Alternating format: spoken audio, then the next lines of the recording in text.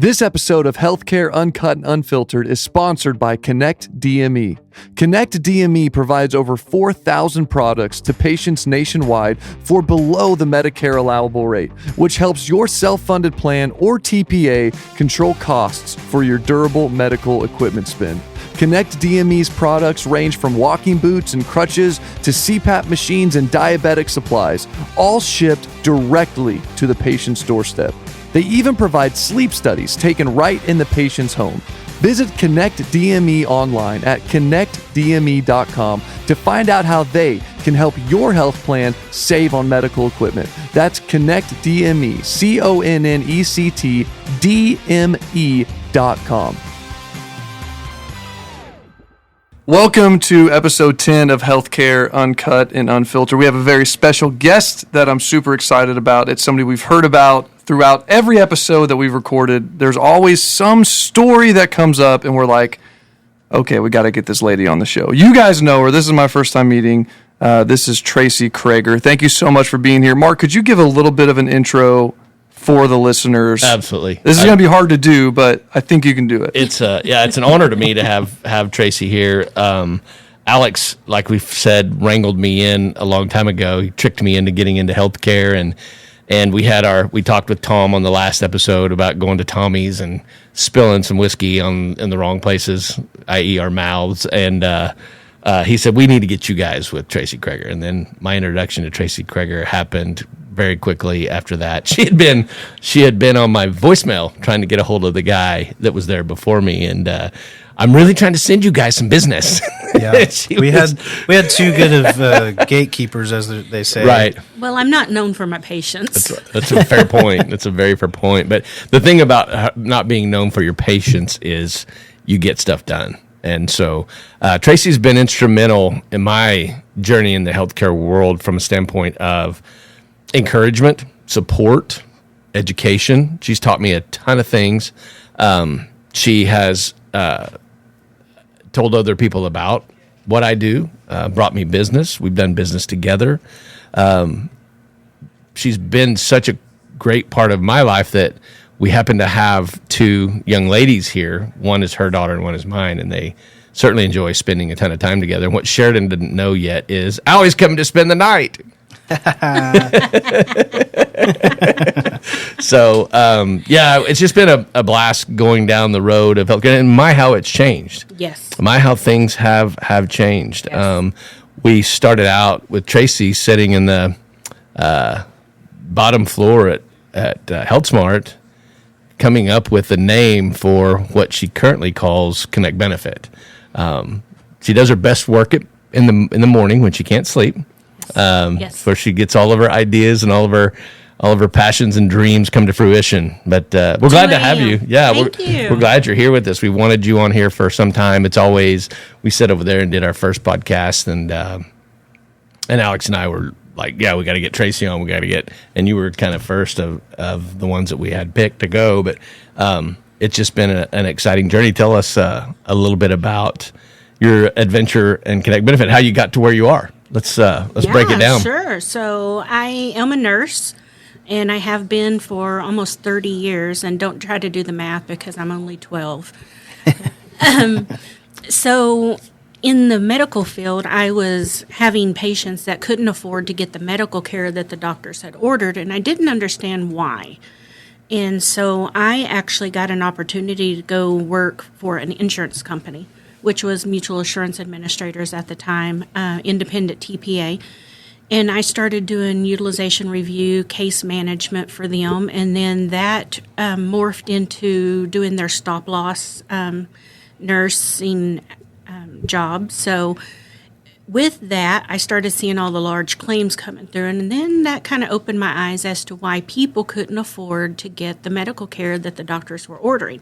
You know, literally it was a decision of, am I going to pay the bills and put groceries on the table, or am I going to go get this test done?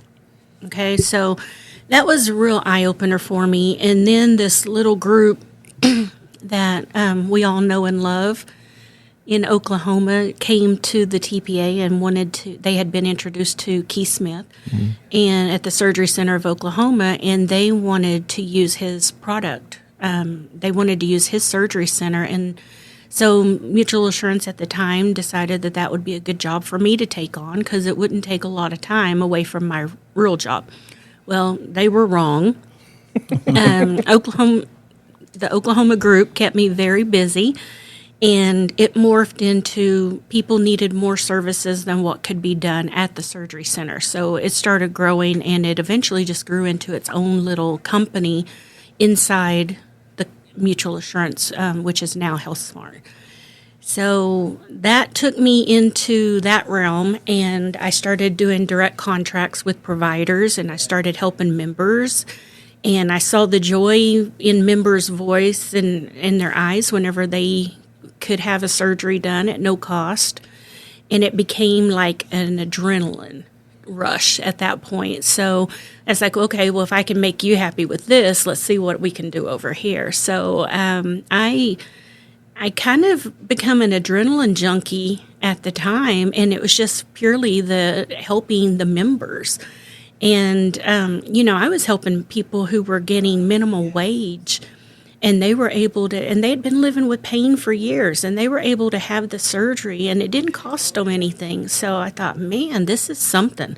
Mm-hmm. And it morphed into something pretty spectacular. So since then, I've worked for, I've built this product for 2 different TPAs. And every time I built this product, it turned into be something that I never set out for it to be. I wanted it to help members. I wanted to help people. And eventually it started turning into profit centers, and everybody wants profit. I understand. That's the problem with healthcare, Tracy. Yeah, I'm not knocking anybody for wanting to make a profit, but to what extent, to what extent. So I decided in January of 2020, that I would start my own company and be my own boss and figure out who I wanted to work with and what I wanted to do with it. So I did. Then this little disease came along, COVID.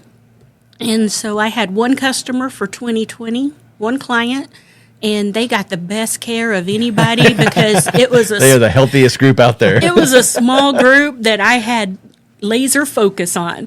And so I remember having conversations with you at that point in time. You and I were both kind of embarking on new adventures and things like that, and I can't tell you how proud I am that you stayed the course, because I'm sure doubt crept in. I'm sure unsure thoughts and things like that, and so a lot of those sleepless nights. Of course, what have I done? What have I exactly?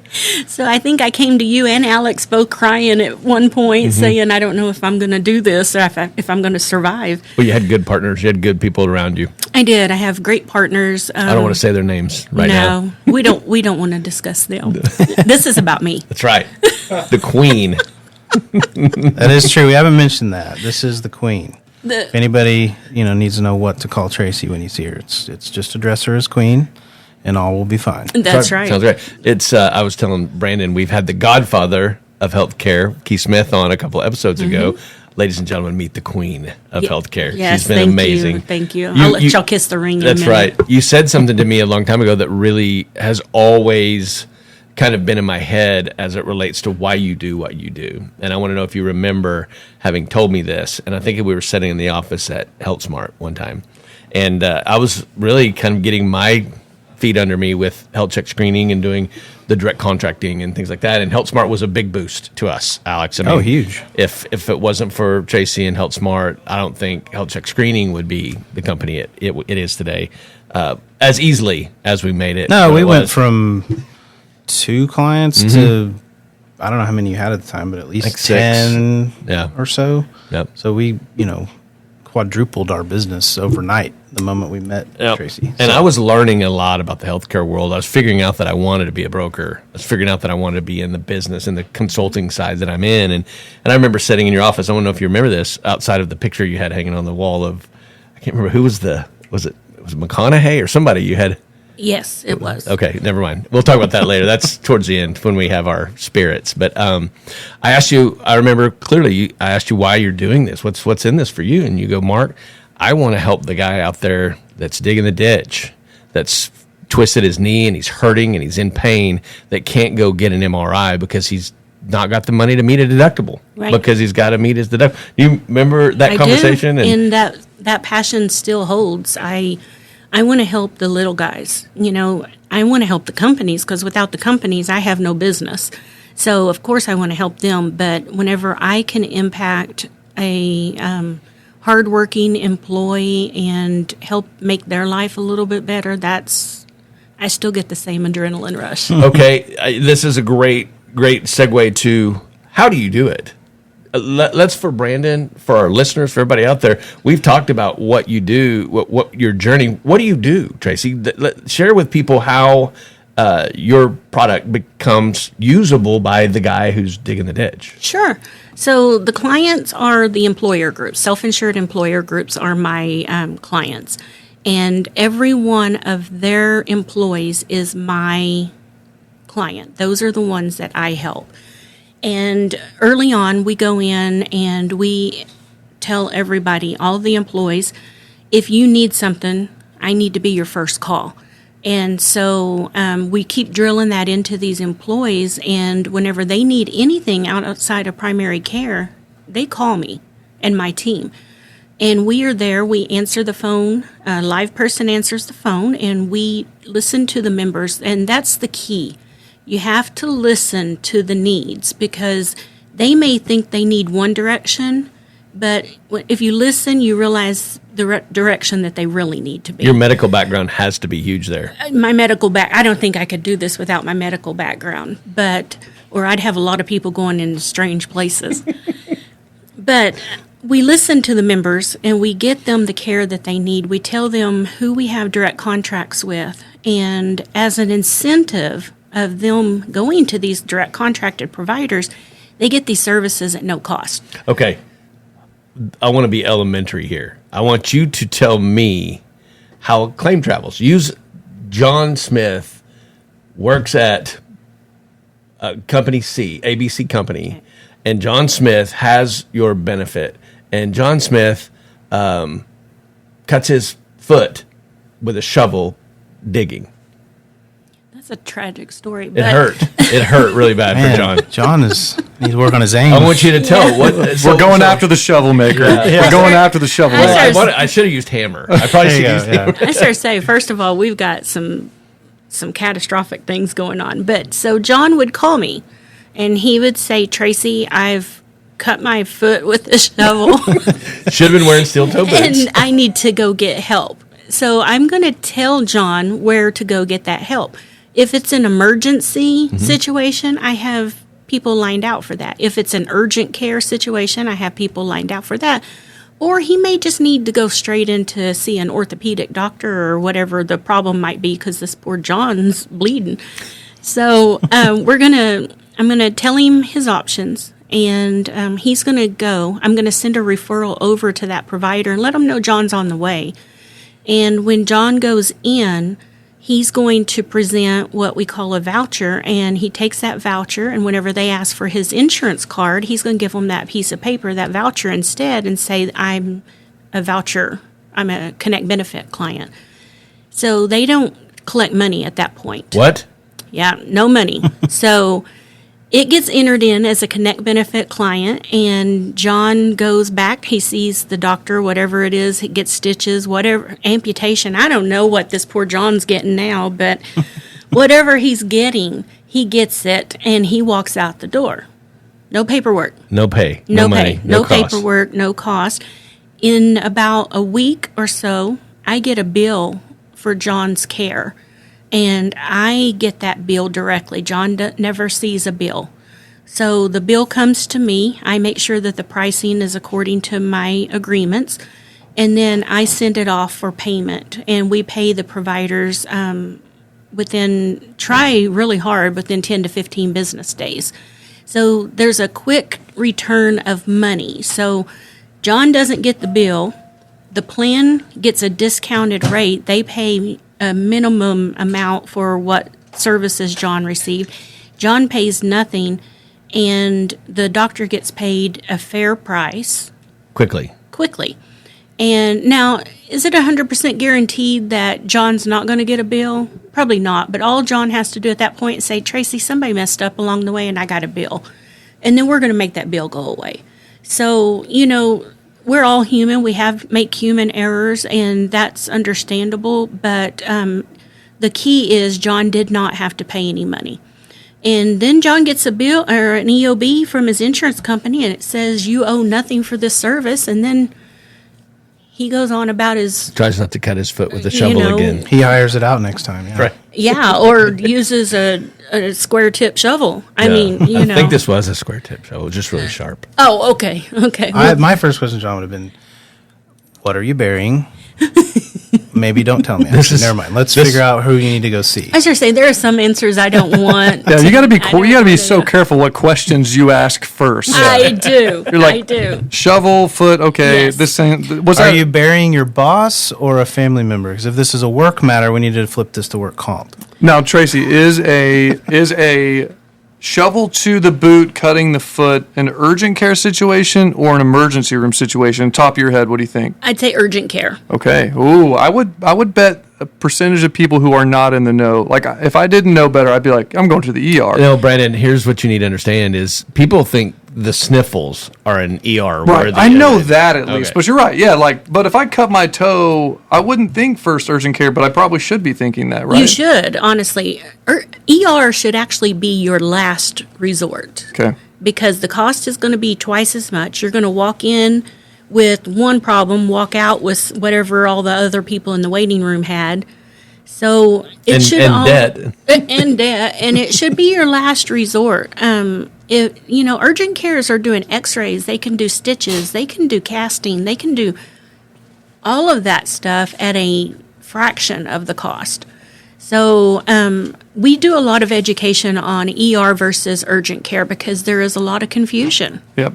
We've talked about that on the show a little bit, and to have a hard number, what would you say percentage-wise do you send to urgent care versus ER? How many times you sent to the ER this year alone?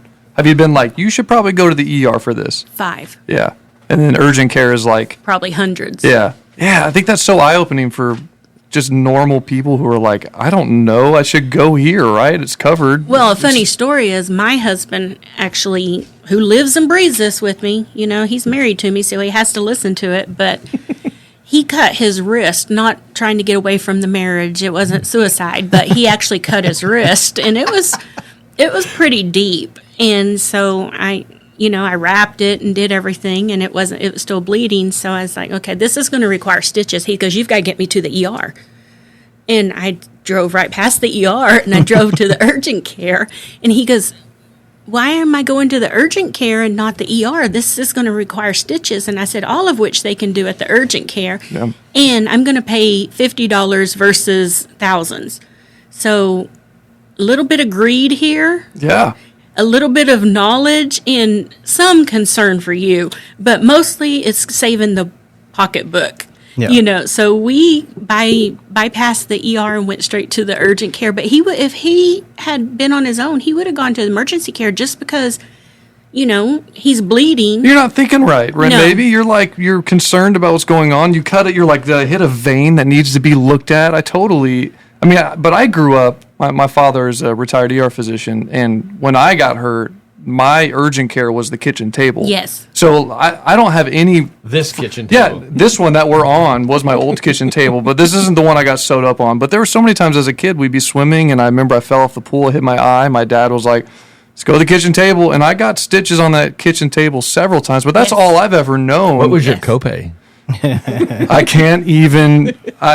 Who knows how much debt I have to that? Yeah, Lifetime of lectures. No, he was He's so cool. It's also. I also feel like physicians don't like to work on their own kids. Right. They feel like they would rather have someone else bear the responsibility in case something went wrong. Right. And second opinion. And doctors, dentists, all of those, they don't want to hurt their kid. Yeah. So let that go to somebody else. You be the hero. Yeah, exactly. I will say this though, so think about we've talked about this before on the show, but how you grew up, you had a physician nearby that anybody in your family could ask questions to. Yeah. And I've been in the medical field for however long, 20 years. I know lots of physicians, if I have a question, I can send them a text or, and I'm sure you know physicians now, and you're a nurse and you know people.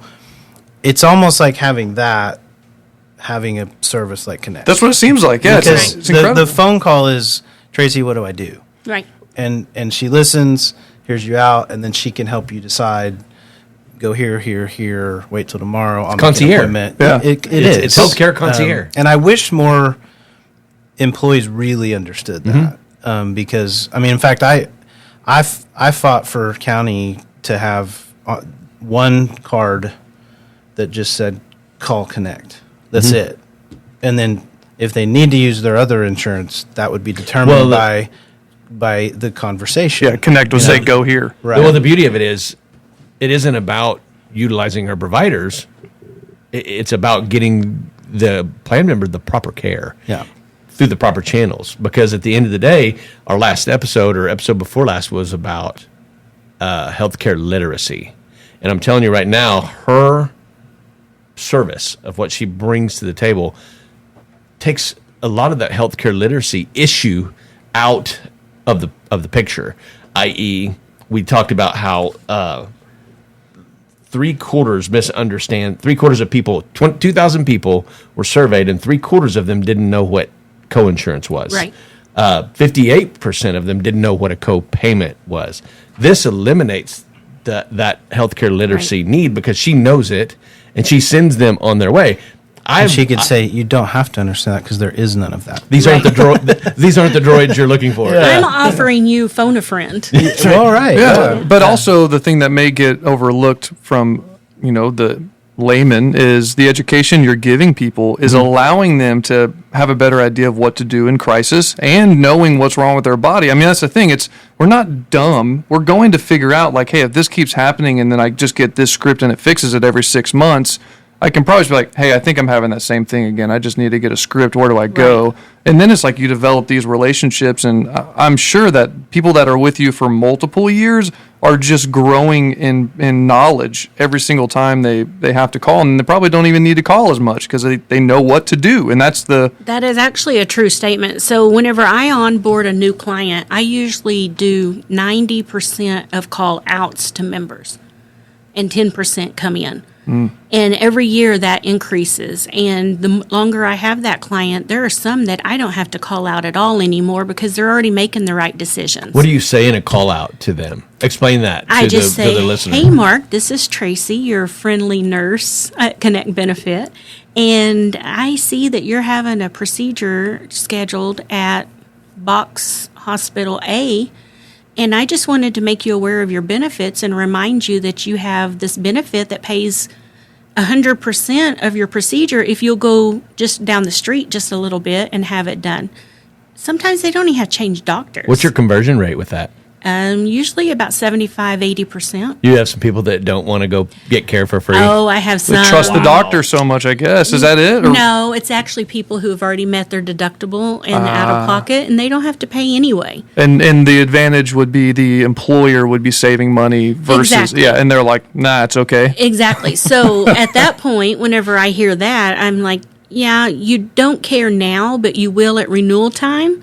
Whenever your premiums go up because you didn't make very good decisions because you had already met your deductible. And not only does this service help the plan member, this service helps the plan overall bottom line. Oh, yeah. At the end of the day, the contracted rates you have are usually vastly under or around what Medicare pricing is. Is that accurate?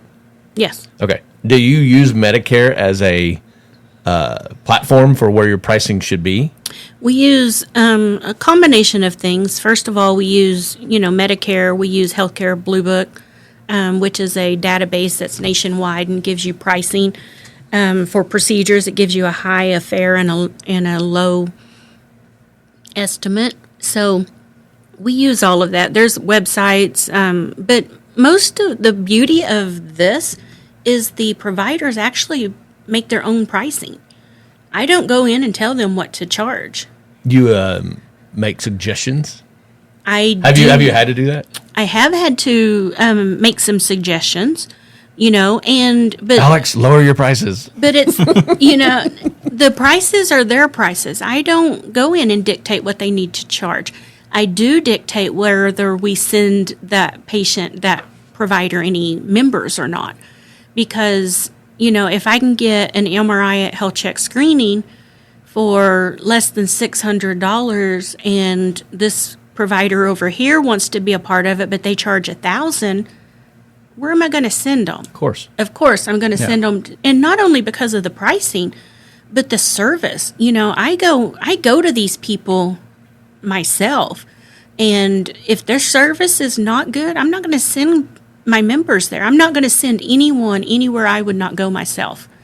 And so that's kind of the rule of thumb around there is, if I'm not going to see that doctor or that provider, then I'm not going to send anybody else there. I love it. If they're not good enough for me, they're not good enough for my members. That's awesome. And then to follow up sort of how you do what you do, it's pull back the curtain a little because I don't even understand this, but how do you get the info to be able to make those call outs? So that's the beauty of working with the self-insured groups is every TPA, every self-insured group has a claims payer, TPA. And I team up with that TPA to get a utilization report. And the reason I know utilization reports so well is because that's what I did when I worked for Mutual Assurance. So I know how to read them, and I know what to ask for. And then if I see that someone is having something done at Big Box A hospital, then I can just reach out to that member and explain the difference. And that comes from like a pre-authorization process or something? How do you know beforehand, I guess is what I'm asking. It does. It comes from any time someone reaches out to that insurance company to start a procedure. So whether they're calling for benefits or they're calling to start prior authorization on something, that is how that comes to me. Gotcha. She'll find out someone's going for labs somewhere and go, what's going on? You're going puff of smoke shows up, and she's there. She's like, listen to me. There's a better way. Yeah, genie and not in a bottle. Yeah, exactly. Yeah. You just appear. Yes. You're a perfect storm of goodness. It's awesome it's cool to find out. Well, thank you. I've never been referred to as that, but I love it. Well, listen, you got all the tools. This is so many people I meet in this podcast are like that. You can see where A, B, C, where it all just kind of lines up into place. It's like, you're the perfect person for what you're trying to do, and you don't have to sacrifice any integrity at all to do it. Right. And it just feels good, right? I sleep very well. That's what I mean. At night, like you're helping everybody. You're helping both people who are enemies in some way win. It's cool. It's very cool. Okay. Note to self: update business card to perfect storm of goodness. Yeah. Okay. It came out. I was like, I'll take it. I don't know what I'm going to say next. It just happens. I like it. I like it. I like it too. I think you might have to have a subtitle under Queen. Queen of all healthcare and that under. A lot of what happens in the process of a we've been talking about how does a claim travel in the process of a claim traveling. Do you have something that has stood out? I'm going to bring up a case that I want people to know about that we worked on whenever we were at Leadership Square.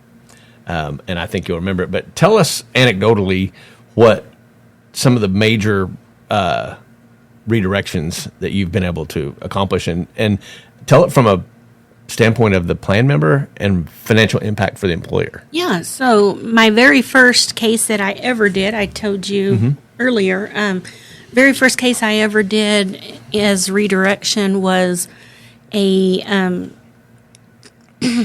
I'm sorry, my train just left the building. Integris? We call the names out. Okay. We don't care. So I appreciate that though. I took an infusion patient from a hospital, $1.5 million annual spend for the plan. And I moved them to an outpatient setting for less than $500,000 a year. And he was apprehensive, so I actually went with him to his first treatment so that he could see that it was a really nice place. And if there was any problems, I could address them while I was there. And if it wasn't going to be a good fit, to this day, that gentleman's still going there. He's not a client of mine anymore, but he's still going there. And so that one was a great success. And then another one, I actually had a gentleman come to my office, and he had been diagnosed with cancer and was getting ready to go through a lot of chemo and radiation and treatment. And he had borrowed against his 401k. And he came into the office and he called me to the front and he had a check in his hand. And he said, I just want you to know that because of what you're doing, I do not have to cash this check from my 401k. And he tore it up in front of me. And so, me and him sat and cried together. I'm always about to cry right now. I'm always in for a good I'm cry. not crying. You're crying. Yeah. But Pour the whiskey. there are several. I have had a lady that diagnosed with cancer, and she called me, and she said, "You can't make the disease go away, but you sure took care of the financial hardship, and I'm not going to leave my family in ruins." And those are some cases that I'll never forget. As long as I live, I will never forget those. You've had interactions, obviously. In the self-funding world, we don't love the BUCAs. You know the BUCAs are, Blues United, Cigna. We're not fans. We feel like they are the mafia, the cartels. They've eased up on a lot of that, as we found out from Dr. Smith. But we don't want to deal with the BUCAs any more than we have to. I remember a case, and it was, I think, an adolescent hip replacement that you got involved with the BUCAs. Am I right? Can you recall that case for us? Because I want them to understand that you don't just work in the self-funded space. You understand how to navigate the big carrier world as well, and to work around in that space and still save money from time to time in that area. Yes, so it was an adolescent girl, and she was actually traveling. She was leaving, this was a Thursday, and she was leaving on Saturday morning to go out of state for a hip replacement surgery by a well-known doctor. And they were going to use their regular insurance, and the estimated cost was right at $200,000. So I called them, and I said, you go ahead and head out, but I'm going to call and see if I can't intervene on the billing side. We're not going to move anything or do anything. I'm just going to try to intervene. That adolescent hip surgery is the reason, I think, and I want everybody to know, is not something you want just a regular surgeon doing or somebody who hasn't done this before. No, this guy was out of Vail. Yeah, this typical patient had some reasons that she needed to be seen there, and she was at the best place. So, I wasn't going to try to talk her into going someplace else. So she left for her surgery, and by time Monday rolled around when she was scheduled for her surgery, I had single case agreements in place with the physician, the anesthesia, and the hospital, and it ended up costing the plan about $60,000 as compared to the $200,000 that they were looking at. And so I even could arrange for her physical therapy while she was there.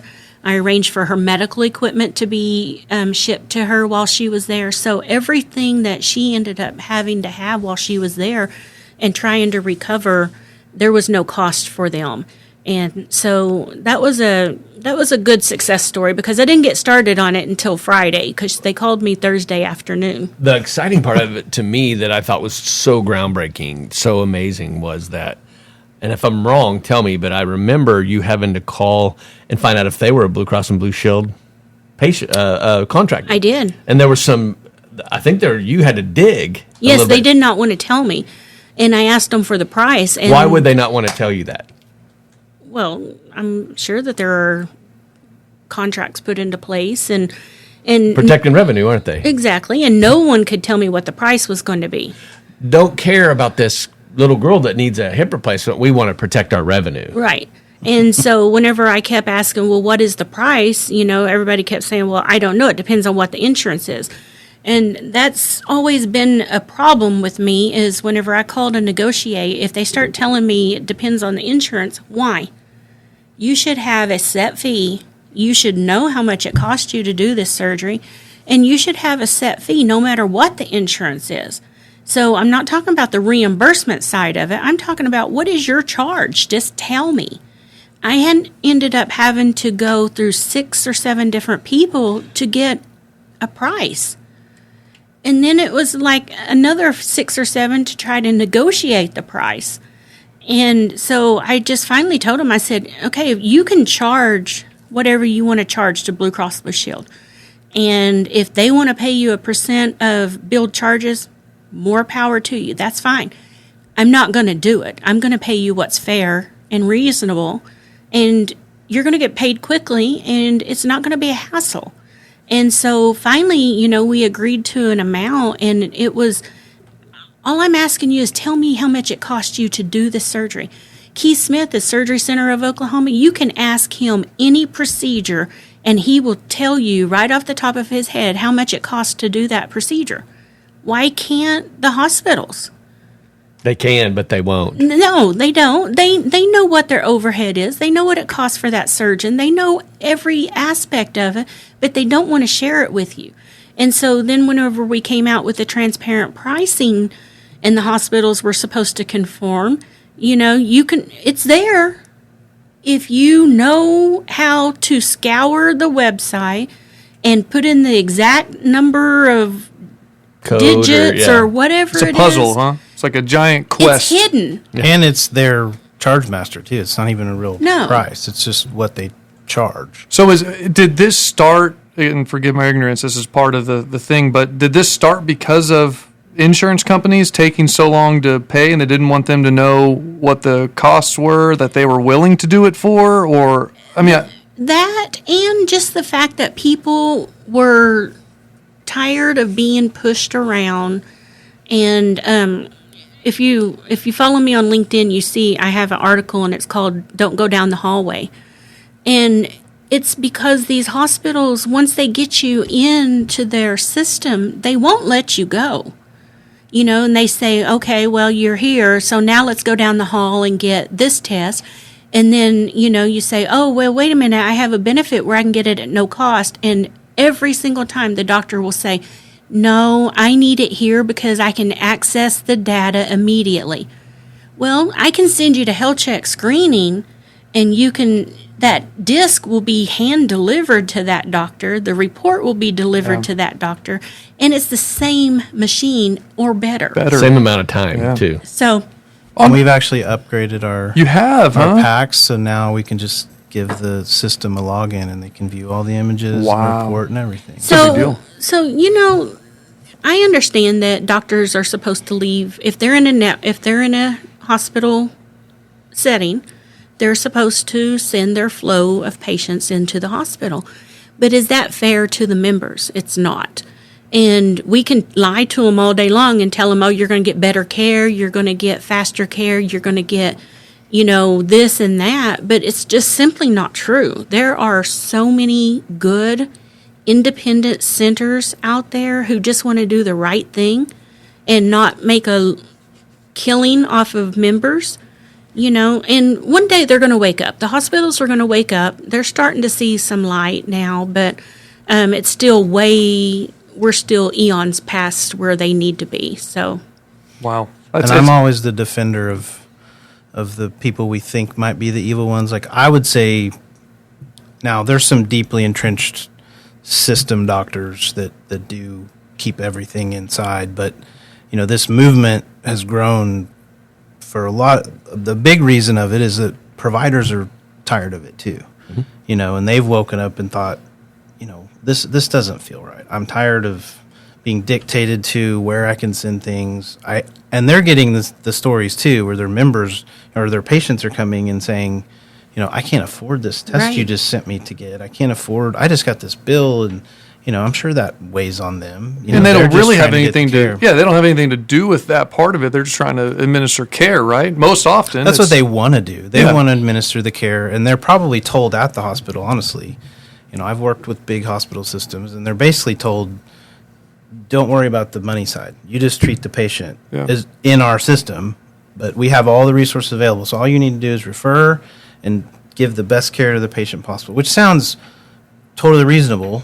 And actually sounds like a good thing, which it is, but at the same time, that's there's a backhanded, motive to that of, keep them in our system because everything is higher priced and costs the patient more. The doctors don't want to do harm. They want to take care of a patient, and they're doing what they're told to do, whenever it comes to keeping them within in the system. So, no, I mean, God bless those doctors for, sticking through and doing this and everything. But more and more doctors are leaving the hospital systems and going independent for these reasons. So, and we get calls. Kudos to them. We get calls. We don't get as many anymore, but when we first stepped into this market and were taking business away from hospitals, physician-owned imaging centers, we got a lot of pushback and phone calls. Well, what kind of MRI do you have? What kind of CT do you have? Who's your radiologist? It must be subpar. Right. So, but once we addressed it, some of those, like an ortho in particular, Dr. Hargrove, once he addressed it and understood, now he's one of our biggest referrers because he knows the patients aren't going to have to pay out of pocket. And he's still going to have quality imaging that he can read. Yeah. So it all works out in the end. In fact, I think I've heard Dr. Smith say many times that in most cases, the surgeons get paid more on these bundled price surgeries than they do in a hospital. I've also always wondered, what is the average it takes for insurance to pay a facility or a group of what? I know there's probably but where the term accounts receivable came. That's what I'm saying. What are we talking here? depends. When you come in and you middleman and we're talking, hey, you'll be paid in a couple days versus a couple months. Where are we at? 6 months. 6 months insurance pay? And there's a lot to go into that because, the insurance company, their natural is to deny. Yeah, deflect, If right? there's any kind of a question, if it's a misspelling of a name, they deny the claim. And that just buys some more time. A slash in their birth date instead of a dash. They hope you forget about it and don't call back. They right. hope that you're just so aggravated with how hard this process is. You know what? Fine, I'll just pay it. That's what That's what they want, which I've been a part of several times. I've Right. just given in, like whatever, man. Right. Here's $100. Or, they call them a clean claim. Well, okay, there's many reasons not to have a clean claim that can just, we can resolve it with picking up the phone and saying, hey, can you fix this?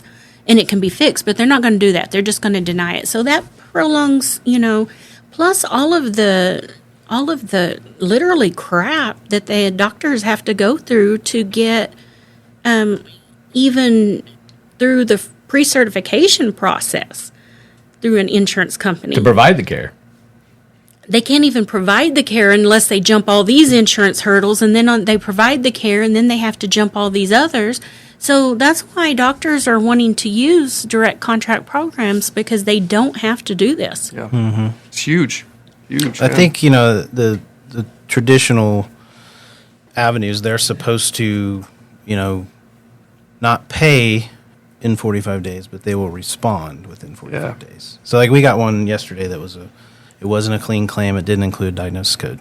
I know that's not true because I can't even submit the claim without it. The system won't let me submit it unless there's a diagnosis It will code. not. So that's not true. But I've found this too lately, which is funny. They found a loophole. So they say ICD-10 codes are supposed to have 3 digits or 2, at least 2. But if the code is, Z13.9, and I put Z13.9, they require it to be Z13.90.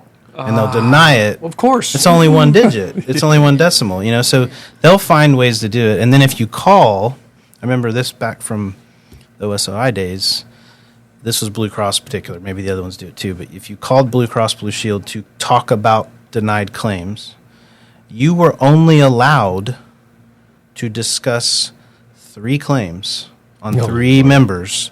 Literally, they would hang up on you and make you call back to get 3 more. And wait in line You forever. couldn't have a stack of 20 to go over. No. You got 3, bye, and you call back, and get on hold. I mean, it's just, they have a system, and it's not built to pay money out of. They don't even do benefits over the phone anymore. They make you fax in a request, and then they fax you back a partial sheet of paper that still doesn't answer your question, so it still ends up in a phone call. But there are so many obstacles in the way to process an insurance claim.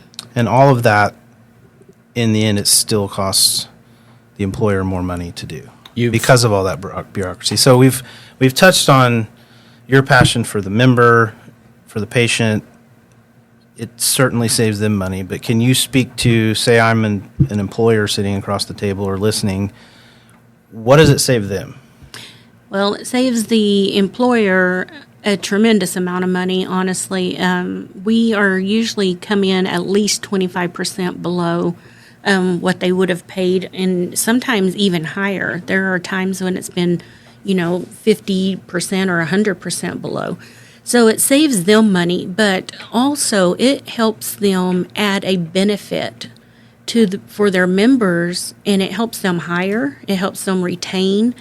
It looks really good if you can have surgery at no cost if you work here, or an MRI at no cost if you work here.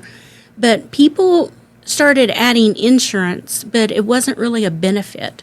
And Liability. so what we needed to do is we needed to put the benefit back in benefit package and make the employee appreciate something. Let them appreciate their benefit package and not just, it's costing me, $600 a month, and then I have to meet this $5,000 deductible. And then, so is it really a benefit? I guess it is if you're dying or if something major happens. But for everyday, Joe on the street, it's not a benefit. It's just a package that has been offered by your employer that costs you money. Yep, Joe's out there digging ditches with shovels, and if he snags his foot, he's going to be okay. He can go somewhere and not have to pay a lot of money, Exactly. and the employer already has the code or the price negotiated. That's nice, but through you, I mean, I guess my biggest question through all that is how is that sustainable as you continue to grow? Because I know you're growing and you have more and more.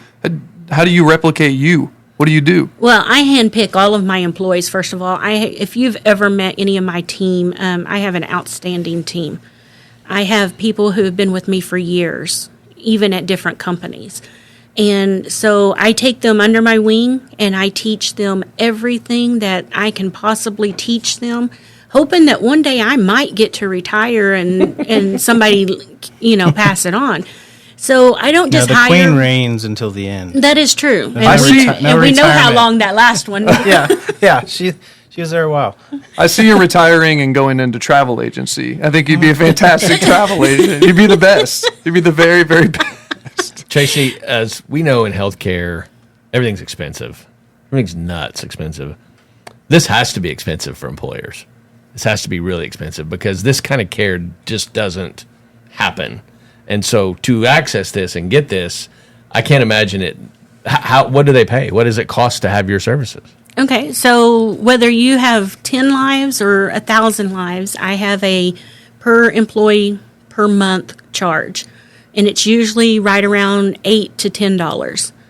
And that covers the entire family on the plan. So if you have 4 dependents, I'm covering all 5 of you for that $10. And the reason that makes sense. It does, but it's transparent. So I tell people, if I save you $100 or if I save you $1 million, you're always going to know what my price is. If you have 10 employees, you're going to pay me $100 a month. I'm going to make that up with the very first call. So I'm going to pay for myself. And I also put in my contracts where they can get out in 30 days. So if I'm not helping those clients, end my services. And I have actually told people, I think you need to terminate this agreement because I'm not getting the penetration with your group that I wanted, and I don't feel like I'm doing you any justice. And I have yet to take anybody take me up on that, but the offer's there. It's in black and white to get out. I want to earn whatever you pay me, and I actually want to overdo it. I want to sell myself cheaper and produce more for you. When you make more money, Tracy, and we all need to get paid in this business, but when you make more money, if you did a percent of savings, I mean, you said you're saving these groups sometimes 20 and 30%. But why wouldn't you grab some of that money? Well, because first of all, it's not transparent. It's not a predictable number. So and who gets to dictate what that starting cost would have been? If they never received those services and I caught them before they ever received, and then I don't know what those actual savings would have been. All I can do is go in and show you it could have been this to this extreme or it could have been this to this extreme, but you get to decide to which one of these your people would have gone. Would they have all made the greatest decisions, or would they have all gone to the most expensive? I don't know. So I will not model my plan like that because it's not fair to the employer. I love it. Let me ask you another quick question, and we'll get ourselves to a position where Tracy gets to. Who introduced you to whiskey? You. This has all come full circle. But no, I wanted to ask you another quick question about it. That just kind of popped in my head. If I own a self-funded company and I've got 70 employees, how do I get you to help my company? Can I just come to you and give a storefront? How do we go about that? You can come to me. Connect Benefit, we're pretty well known, LinkedIn and the website and everything. But the best thing is to go through your broker. Almost every self-insured client has a broker, and whether it's a good broker or not, that's for you to decide, not me. But I will tell you that if they come to you and if you go to them and you want to look at something like this that you think is innovative and going to save you some money, and they automatically tell you it's not worth the time, or they're not willing to put the work into it, you probably need a new broker. And I'm not out shopping for brokers or anything or getting kickbacks from brokers, but there are good brokers who want to do right by the plan, and there are some that just want to push the easy button and not do the work for it. So go to your broker if you have one. Tell them that you'd like to look at Connect Benefit and cost savings. I do know a lot of good brokers if you don't have a good one, so feel free to call me. I'm available, and we're local. We're right here in Oklahoma City. So if you need anything, reach out, even if it's questions.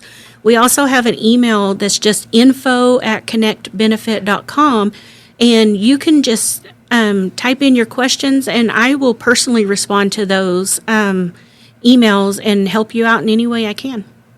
It's amazing. Simple enough. Yeah, it's amazing. And I use the iceberg analogy a lot. We got the tip of the iceberg with this, Brandon. There's so much more to it.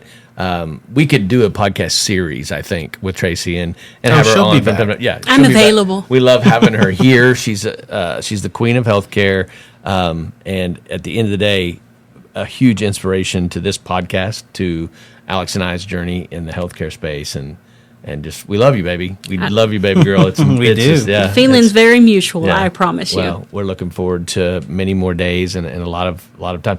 I do have a personal anecdote, and we'll jump into the spirit, but we talk about avoid the ER. And I think I may have told this story in the podcast, but I don't care. Our 14 listeners can check it out again. Yeah, there's 18 last week, all right? All There's 18. right, all right. No, Just so you know, I'm going to push it over 20. Well, that's right. We talk often about avoid the ER. Don't go to the ER, blah, blah, blah. And her little brother, her older brother, Sam, was pitching. You remember this. I ask all these questions in a coy way because I know how to operate with Tracy. I have clients that I put with Tracy. Our company is going to be using Tracy if we can get Allied to get their crap together. But anyway, Sam was pitching at 10 years old and took a comeback line drive to the face. And it knocked this tooth back about 45 degrees, and it knocked this canine out. Busted his lip open, and it broke this bone right here under his nose. And he got over into the dugout, and every amateur nurse in the stands came in and was breathing all of his oxygen, and he was like scared to death. And I saw the fear on his face, and I just grabbed him and said, let's go to the bathroom and let's get you cleaned up. And I take him to the bathroom and put him up to the sink, and he's about to start washing his hands, and I go to use the restroom. I turn around and look, and he's falling backwards. He's like passing out, and I catch him. I go, crap, I got to get your head looked at. So I walk him out of there and pick up my phone and say, hey, this happened, and you did what? I responded back and told you to take him to the ER and told you which ER to take him to, and that I would pave the way for you going in. And by the time you got there, doors opened. I said, we're here for, we have evolution. And at that point, red carpet rolled out. The spotlights came on. No, it wasn't quite that big. But Prince was there with a smoke machine. they don't even do that for me. It felt that way. We went back to the most clean, and not clean in a sterile way, but just clean in like a clean claim. We went back to the smoothest, easiest transition. While we were there, they gave him a head CT. They looked at his mouth. They asked us who our dentist was. They knew who the dentist was. We got home. Our dentist called us because they called the dentist and told them what happened. And as we left out of there, I'm like, what do I owe? And I owed nothing. I owed no dollars. And so we go home, and I live with an accountant. I live with a bean counter. She's in accounting by education. Sheridan's over there shaking her head. Of course she is. She 2 weeks later got an EOB. And the explanation of benefits on that EOB totaled up to $8,800. At the bottom, evolution reprice, $500. How does it help employers was the question. My plan, I paid nothing, and the average ER visit is $500 copay. Yeah. Copay. Yeah. $500 copay. But the plan only paid $500. She flipped the script completely. We pay nothing, and the plan pays $500, where I would typically pay $500, and the plan would pay $8,800. So that was, in and of itself, just for that one scenario, $8,300 in savings to the plan, just by saying, hey, go to this emergency room. So it's Shout out to OKER. There you go. Oklahoma ER and hospital. Yeah. They have been great partners. They are. Great partners. I've had the to same work with. experience I several would times. love for you to call them and see if they want to advertise on the podcast. Yeah, I mean they're great. We've Yeah, walked you've through used them, yeah. I've used them. I did. So this is the first we've said the word evolution throughout this thing. Is that the same thing as Connect? It is. Evolution is my prior company that I had built. Okay, yeah, Evolution's been fantastic for my family, and I'm not on it anymore, and I think about Miss it it? often. I miss it because it was nice. If somebody had something, we got a little voucher for an urgent care Right. and figured it out, and it was quick and easy. And then when the big stuff happened, that OKER is a nice place, man. Beautiful. They're top notch. The doctors will actually call me on my cell phone if they have a case that needs to be transferred and ask me where I want them to go. Wow. Those doctors, top notch. Michaela, the nursing staff, all of them. Judy, Krista, all of them are great. Yeah, shout out. They're great. They were fantastic for my family several times, and I loved Yeah. being able to walk in and just say Evolution, and then Isn't that great? Ta-da! And it's just a microcosm of what Tracy builds. That's one thing cool. that I've Thank seen her you. build. You're welcome. yeah. The case I was going to ask you about, if you remember the guys that went cave exploring in St. Louis. Do you remember this case? The guy went to the ER for chest issues. He had felt like he had a chest cold, and this is a great story as to how Tracy will dig into a claim. They went to St. Louis and they were exploring caves, and in caves there are bats, and bats poop. There's bat guano all over these caves, and there's a bacteria you can breathe Yes, in now I remember it. from bat guano that will It's called cause you- COVID, or No, it's I know. In this Is he in crazy- Wuhan? Yeah, no, this is in St. Louis. Is this the patient number 0 right here? The story of Well, what's funny about it is this. The best part about this story is the guy kept going back and forth to the ER at Mercy, and they weren't even a client of ours. No. How I found these guys, they got a hold of me, I do not know. I don't remember, and I will after this podcast is over for sure, because it's information I need right now. But they were going to the ER, and they were treating them with an R drug, a J-code drug. It's a J-code drug. And a J-code drug, as a lot of people don't know, is a cancer drug, right? It's not only cancer drugs, but they were treating him with a cancer drug. With yes. a cancer drug, and it was $3,200 a vial. And they were treating him with no less than 6 vials of treatment. Because it's body weight. It goes by body It goes weight. by body weight. And I got this to Tracy, and I just brought it in. This wasn't a client. They didn't know. And she goes, oh, no. And she started to explain it all to me. Do you remember what we ended up doing? You ended up securing the drug cheaper. Was that what happened? I think, This is your story. No, thank you. You're supposed to help me. I think what ended up happening was you called Jeff at option 1 Probably. and said, hey, look, this guy's being treated up here. Can we get this to them and have it administered up here, or something? I can't remember what it was, but for a client that wasn't even hers, she looked at this immediately and recognized what was wrong, what happened, and said, we have to either reprice their drug or we have to get them on something different. And we ended up doing something for them and saving them about $20,000, I think was what we came up with. I don't remember the complete outcome, but All of this different things that you get me into, I can't keep up with them anymore. we're about to Well, get into I'm- something really Well, I'm different. going to tell a story about because I just thought of this. You used John Smith, who hurt his foot with a shovel, but what you should have used was a certain employee who came in for therapy from hurting themselves pole dancing. That's a real scenario. Did you know Rainey at work, the physical therapist, or was it always? I remember Rainey. Yeah, I know Rainey. Is this some HIPAA stuff? We okay? No, Rainey's a physical therapist. Rainey's not a pole patient. dancing? No, it gets better. So Tracy I love Rainey. needs some physical therapy. Yeah. I had my Achilles tendon. I probably repaired. saw you up there. Yes. Yeah. So she comes in to see Rainey, who, if some people listening may know Rainey, but Rainey's the sweetest It's awesome. man on the planet, and he's a little shy, very good physical therapist, amazing. But you combine that with the Queen comes up and tells him, Okay. this is how she was hurt, was pole dancing, and you should have seen his face trying to keep it straight, and didn't know what to say. He asked me what my goals were, and I said, well, honestly, I just want to be able to get back on the pole. And he quit treatment, and he went and got his assistant to come so he could gather his composure. Yeah.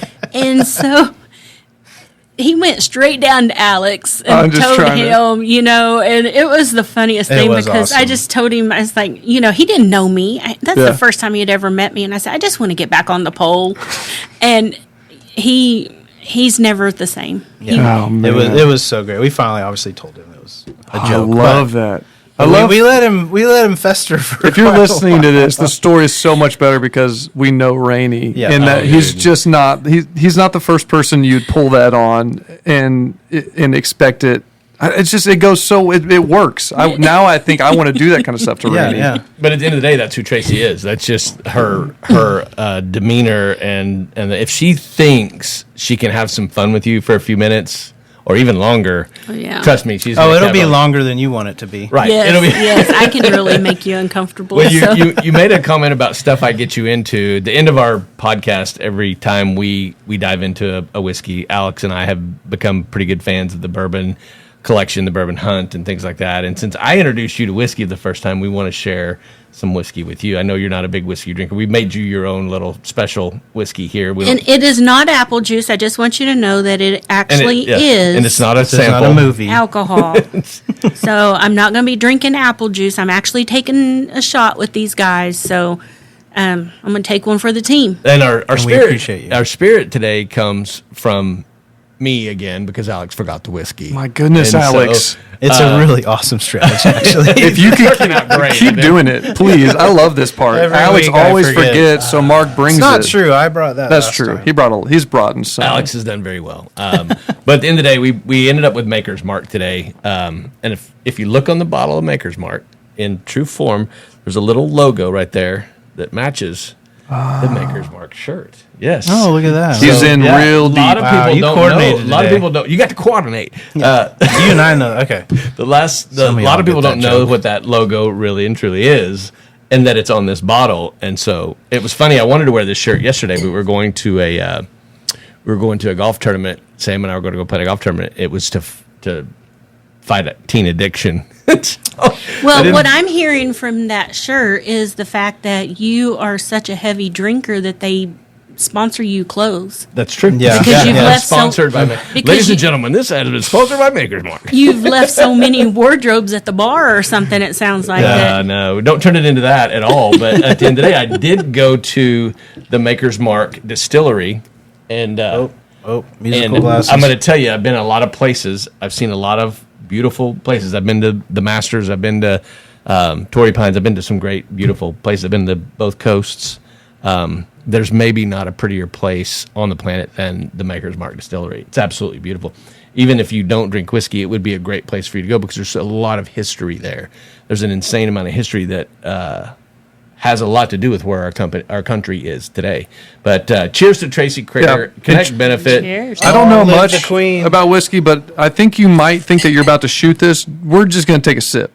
Okay. Okay, I don't know much, but I know we should just take a sip and let it linger.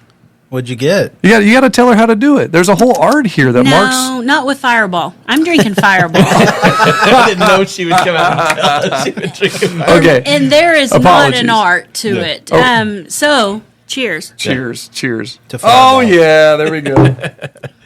I love it. Well, I'll tell you the term spirit certainly embodies Tracy in what she does. Her spirit is affecting so many lives out there today.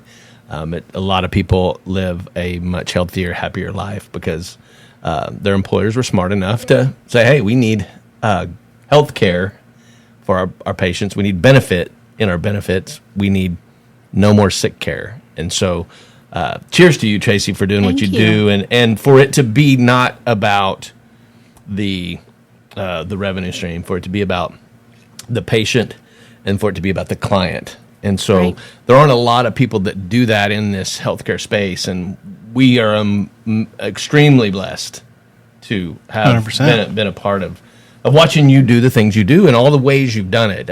Watching you build this thing twice, Tracy. Come on. Three times. Build this thing 3 times. I've recently become self-employed. Tell me about the freeing experience of you finally doing this for yourself. I truly felt like the weight of the world had been lifted off my shoulders. And it wasn't that I had bad employers.